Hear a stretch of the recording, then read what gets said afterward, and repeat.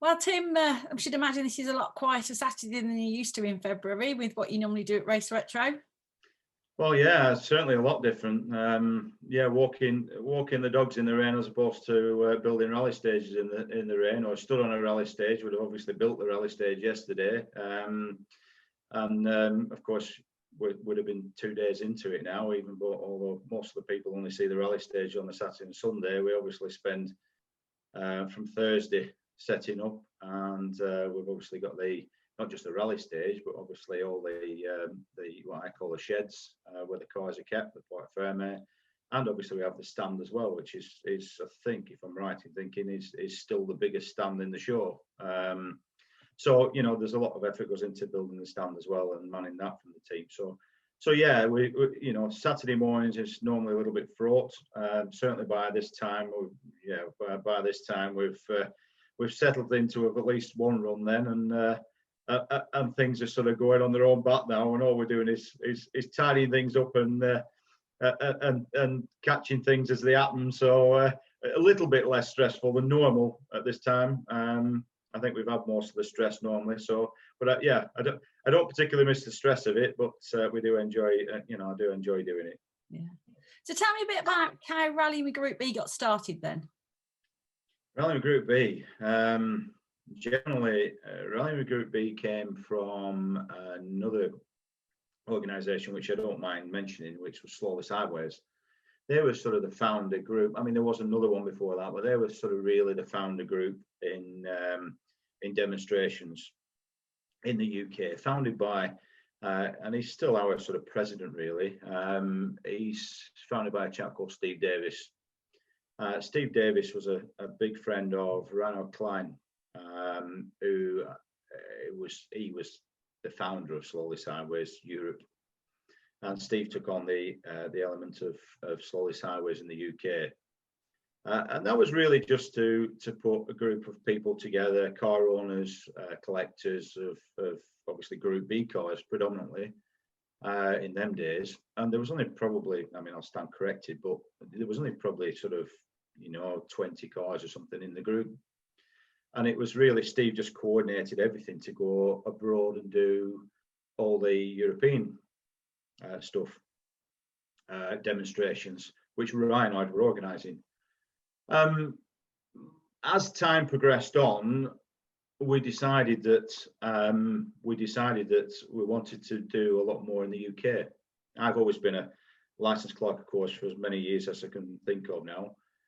Through the sports governing body, and I came on board probably 15 years ago, just with actually demonstrating on events, going abroad, demonstrating with cars, mechanicking for people. I was sort of co-driving for people as well, and I saw there was an opportunity there to be able to, for want of a better word, tidy things up a little bit.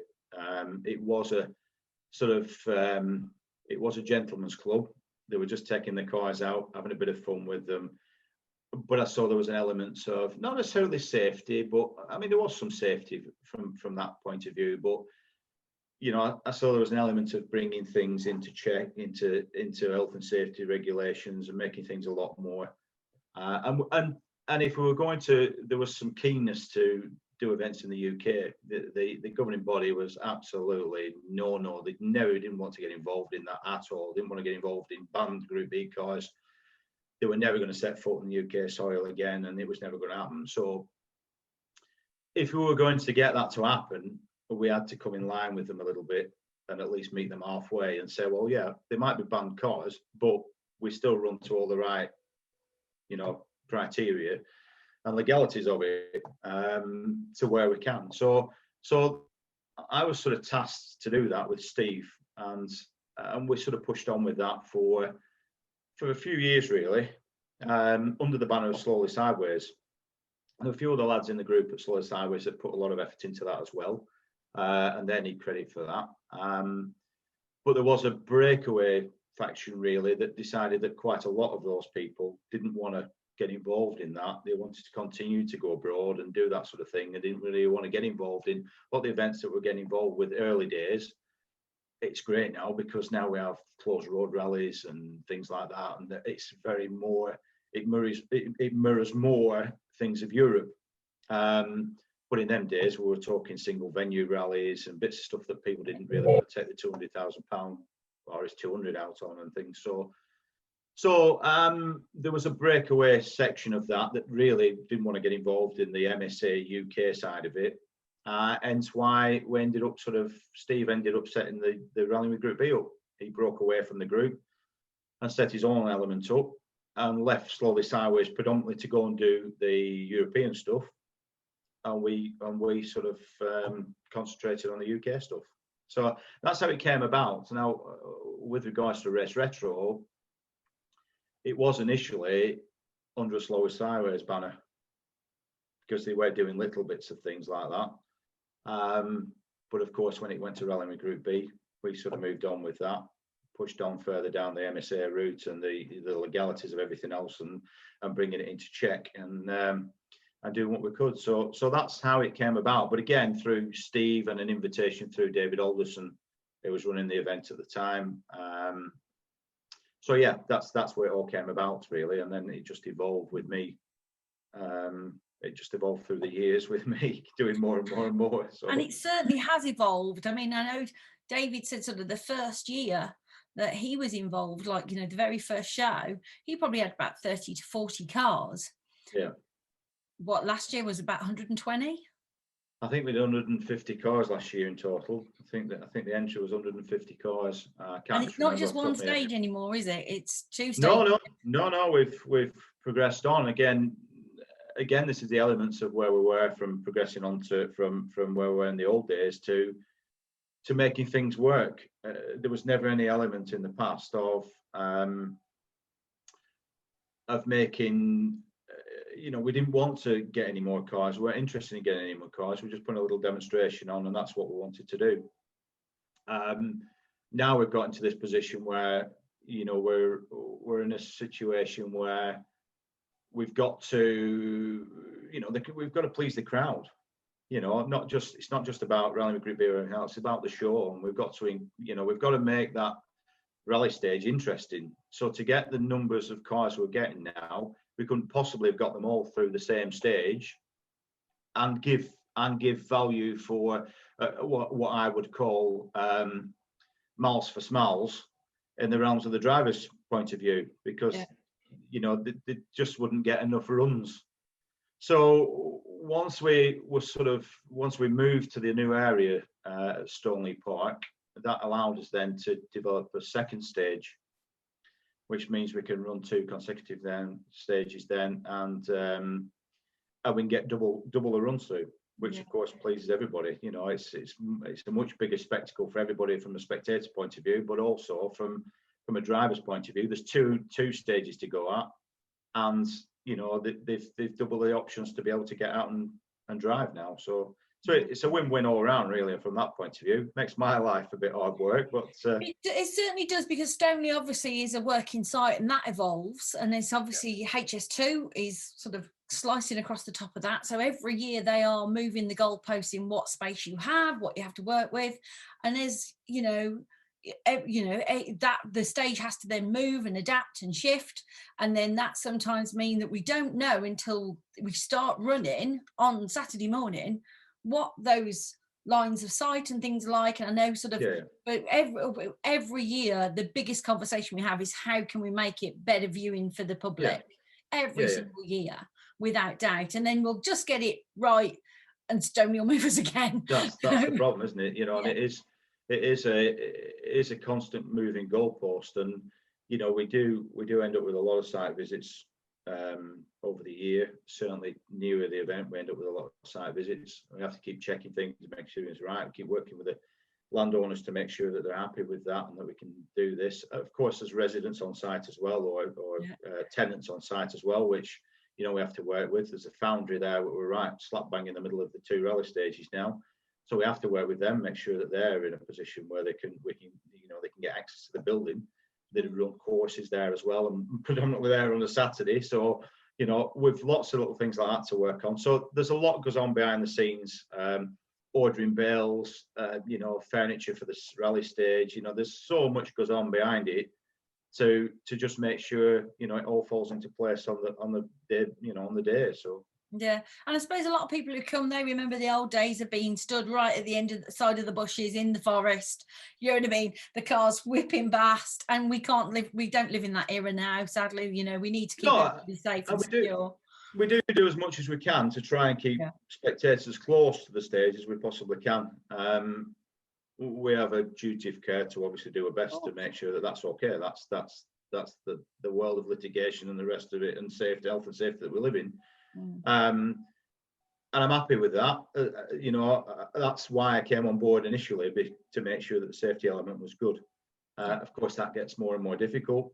There's been a lot of fatalities in motorsport over the past, or certainly in rallying over the past few years, which we're just suddenly starting to get over now. But that's obviously clamped down on a lot of things as well. So, you know, there's elements of that we need to be wary of on a regular basis, but there's also elements of a single venue type of lots of spectators and a single venue that make it a fine line to make sure that, you know, people get value for money in what they're doing, you know, in what they're watching, but also to make sure that it's in a safe environment as well. Yeah, definitely. One of the questions I'm asked most probably about the live rally stage is, how can we get a car on it? Do they have to be a member of Rally Me Group B? Is there a waiting list? What's the criteria for the cars? They do have to be a member of Rally Me Group B. That's an insurance thing. That's a criteria for the group to make sure that they're part of that. One of the main elements of that is to make sure that they're competent enough to be able to drive the car on that stage. Yeah, it's not a brutal round, is it? I've seen them go. No. I mean, a lot of these people that are doing this rally stage now, I mean, it's got more and more, demonstrations got more and more popular, and it's got more and more popular. And I'm seeing more and more old timers of rallying coming out and enjoying it because it's so relaxed. It's so enjoyable. It's so relaxed. There's not the normal pressure of, oh my God, I need to spend £1 million on tyres, and I need to be here at this time, at this second, and I need to book in here. And, you know, and we have elements of all that sort of thing that are all great fun and pressures of rallying when you're doing it. But when you get to a point where you just want a weekend away to black your car around and have a bit of fun, you know, there's nothing better than this. This is as close to competition without any timing that you're ever going to get. Yeah. You know, and in a relaxed environment. And that's what we do. You know, like I said, the cars still have to be scrutineered. There's still elements that, you know, there's some elements that we allow. There's some aspects of vehicles that we still won't allow, you know, and they have to be, you know, every car has to be totally road legal. It has to be capable of doing the job, and it has to be safe to do the job.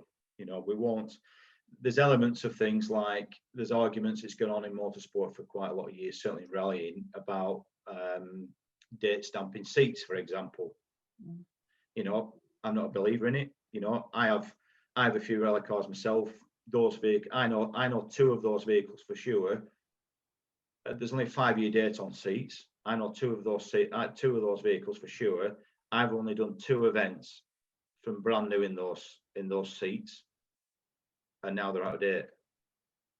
So you're not telling me they're knackered. You're not telling me they're not you can't do the job. But unfortunately, there is an element from the governing body that says that, you know, it's very difficult to police that, to understand that. So the only way they can get around it is by dating it. There are other elements of things that, you know, there's elements of, well, you know, maybe they should be lifed in how many miles they've done or how many events they've done and that sort of things. But so we don't want to get involved in all that. And that's back to the element of what I've just said about it's fun, the fun factor of it. So as long as the seats are of good quality, look clean, look safe, look like they're not falling in bits, and they're sort of a period seat, we're happy to go with that. You know, it's at your risk. You know, if you want to come and drive that car, then that's up to you. You know, it's your life, it's your pride and joy. You know, if you're going to drive it and the seat's going to snap, not that we'd let you get into the stage at that particular stage, but, you know, if that's what you want, then that's up to you. Yeah. You know, so we're not going to force you to start purchasing, in-date seatbelts, for example. It's a bone of contention. That's what demonstration's all about. There's elements of that which mean that you don't have to be in a position that you're having to keep up with everything in date, everything everything, which is where all the cost comes into it, from rallying in general to demonstration. And you don't really need that as much, because in principle you're not doing rally speeds. It's a demonstration. You're driving within yourself, although that's very arguable and questionable. And I have had to have words with certain people in the past to just bring them in line a little bit, but and just remind them it is a demonstration and not a competition. But that's where it is. It's meant to be fun. We're meant to be safe. We're very, very lucky. We've had a really, really, really good safety history of for things on the event. But a chap put it on his roof. Again, he's a young lad. I'm not mentioning his name, but he'd be pleased to say I said he's a young lad. He's not that young, but he did put it on his roof, and I did have to have words and tell him maybe it was a little bit flamboyant, that, and that wasn't what we were about. And that's a few years ago, and he's been back every year since and told the line, and he has loads of fun and lots of respect for us for how we deal with things. But from an accident point of view, we have a really good safety record.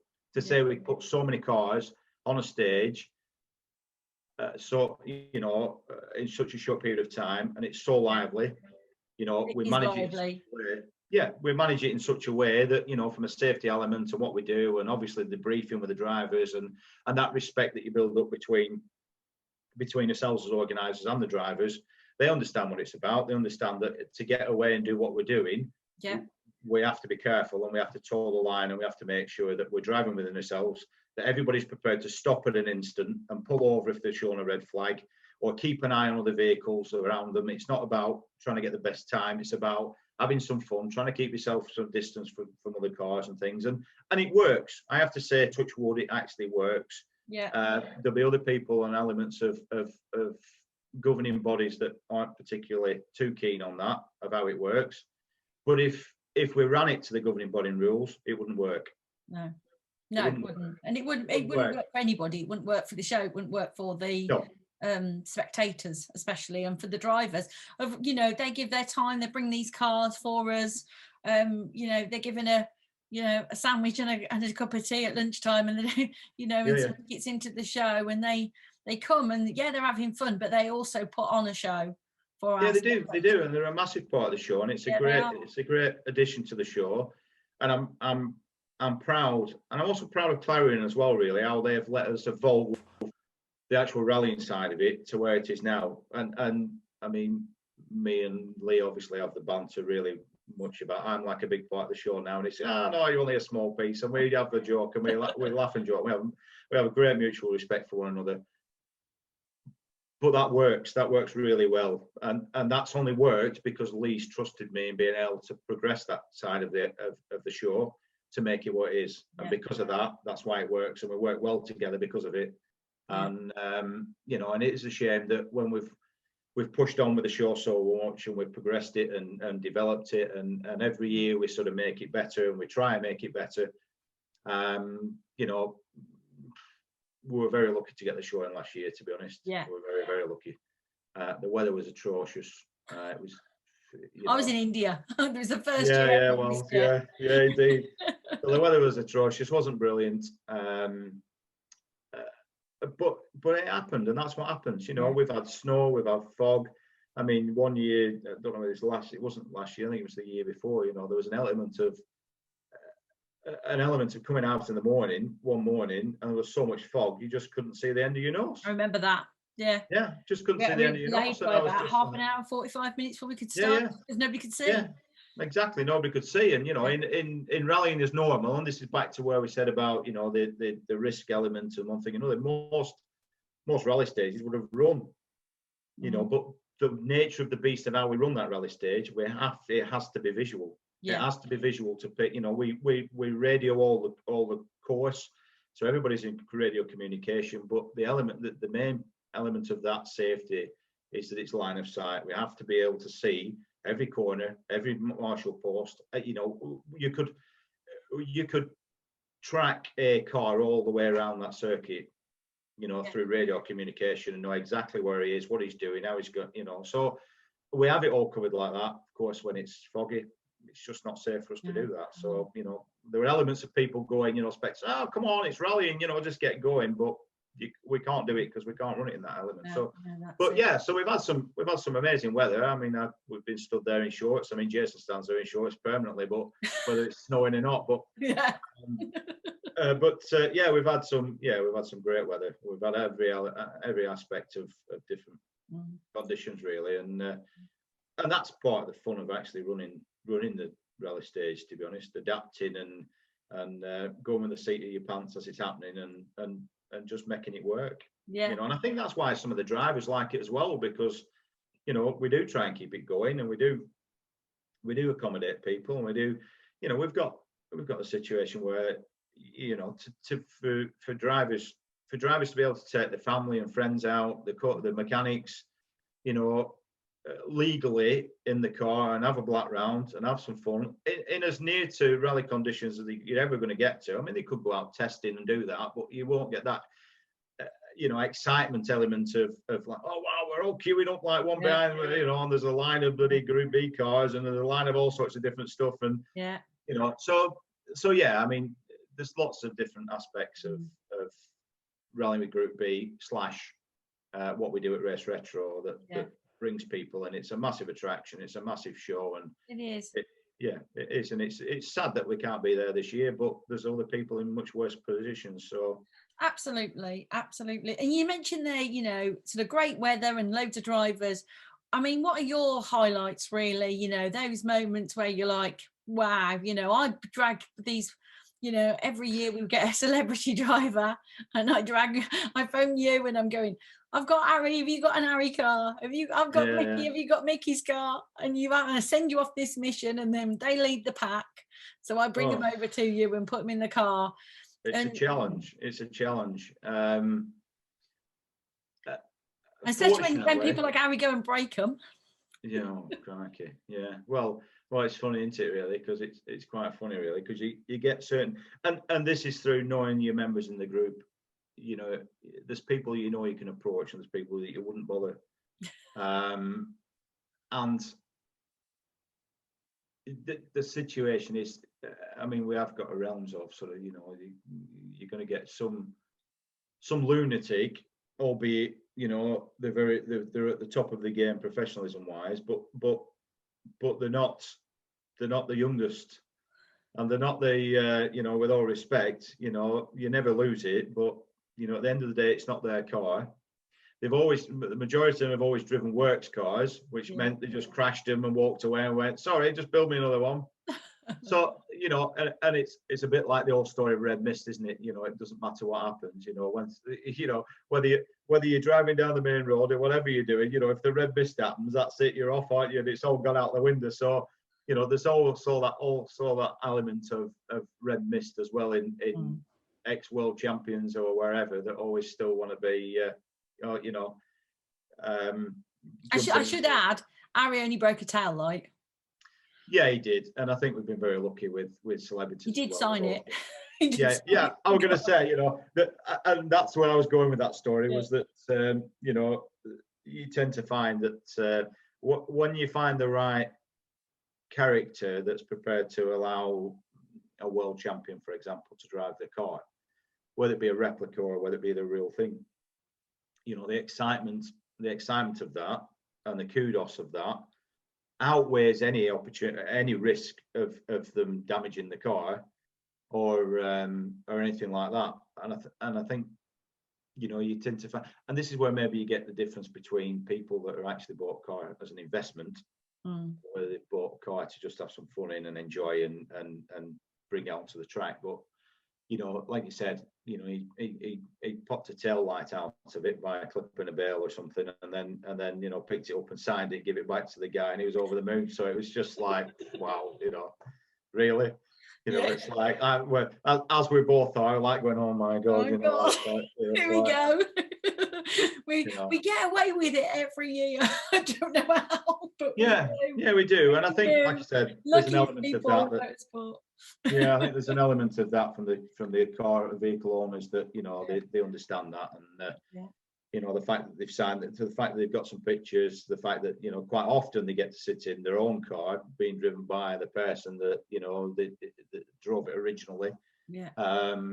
You know, that's just mind blowing, isn't it? If you're passionate about cars and you know, certainly owning an X-Works car that a particular person's driven, then, you know, to get him back in him or she, because we have had famous world champion lady drivers as well. So, you know, even you know, to get them in the car with you as well and sign the car and just some pictures. I mean, that's just amazing, isn't it? I've been trying for the past 4 years to get Michelle Mouton to return, because she was the year before I joined. Yeah. And sadly, she's declined every time. She's got grandchildren, and you know, she's so, and she works for the FIA. So, you know, when she's got time, she wants to spend it with her family, and I respect that. But I'm still like, but just bring them. Just bring them as well. Yeah. No, I remember Michelle coming, and she was a superstar. So professional, so amazing.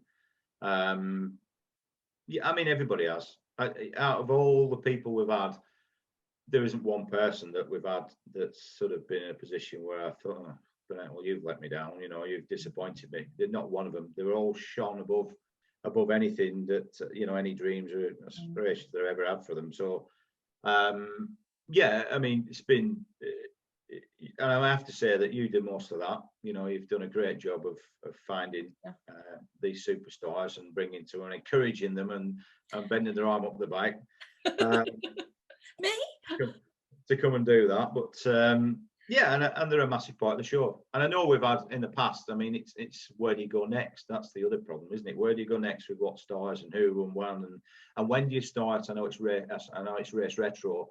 And we've had this conversation. Where does sort of the likes of you know, Chris Meek, for example, where does he fit into X-Works drivers? You know, because in effect he is an X-Works driver now. So, you know, is he now fodder for, you know, for Race Retro? You know, or is he not retro enough? You know, and I know we've had this conversation regularly with various different people about, well, you know, where do we go next? That's how we start every year, isn't it? With a long list of, okay, exactly who we had, who do we still want to get? You know, what's the next generation looking for? You know what I mean? Yeah. And it's a fine line, isn't it, at the moment? Because it's a fine line of the age group of people that we have coming to the show. I think there's a lot of new people coming into the show. One of the positive things about Group B is it was such an iconic era that you know, granddads, dads, and even now down to grandchildren now are sort of like know about Metro 604s, and you know, if there's some rally element in the blood, they know about these cars. They know about them. They're the big iconic cars of the day, Audi Quattro or something another. So we are getting a knock on now of people, but whether these people are really au fait with who Harry Vatanen is, for example, you know, or Michelle Mouton, I don't know, you know, but the younger ones will probably be into rallying, but probably know a lot more about the younger drivers.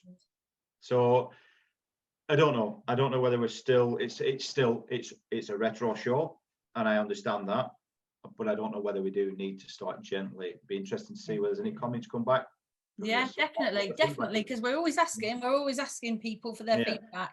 And yeah, you know, the thing is with nostalgia, you know, we're in 2021, so things from the late 90s, they're already classics. Exactly. From the early noughties, it's all classic now. So you know, these people aren't getting any younger, and you know, unfortunately we lost Russell this year. Last year. You know, a massive ambassador for the show, was there every year, even when he couldn't drive, he was coming. So, you know, great people to have, but you know, we get to a point where, you know, we're gonna have to gently move down the ladder a little bit to you know. Yeah, we've you know, so sad we've lost a lot of our legends recently. Unfortunately, but you mentioned Russell. But people can't. Unfortunately, no, that's it.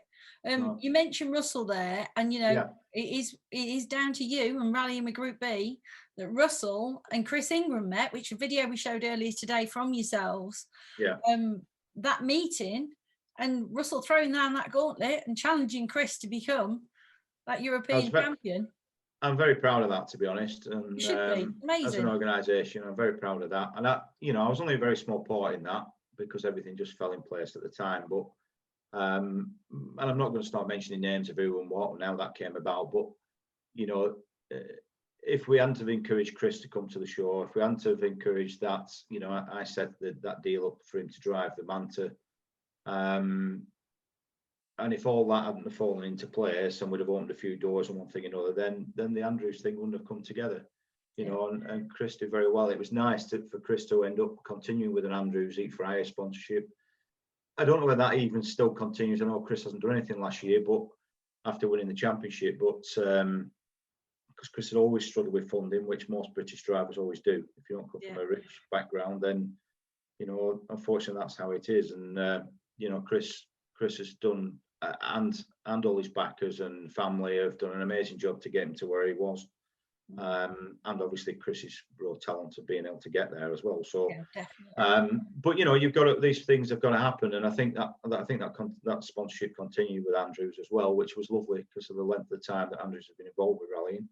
And they've always been very supportive. Even the key people from Andrews are still involved, even to just bring space eaters to the tent for the rally car rides, and that sort of thing. So they're still heavily involved. That connection's still there, and the Chris and the Russell thing was fantastic. It worked better, and it was good that Russell recognised him for the ability he had, and I was pleased that it actually all came together, and that he saw that he did become champion. So let's see what other young drivers, because people think the word historic and think it's an old person, it's an old chap's game, but actually historic racing, historic rallying is a great opportunity for younger people to get into as well. So who knows when we'll see a young world champion or European champion. Yeah, well, I mean, Group B stage. Back to Chris again. I mean, one of the things with Chris was that I first met Chris when my youngest son Jack was doing the junior championship from 14-year-old, and Chris was top of his league there. So we encouraged early years, to be honest with you, we encouraged the juniors to come to Race Retro, and we slotted them on the back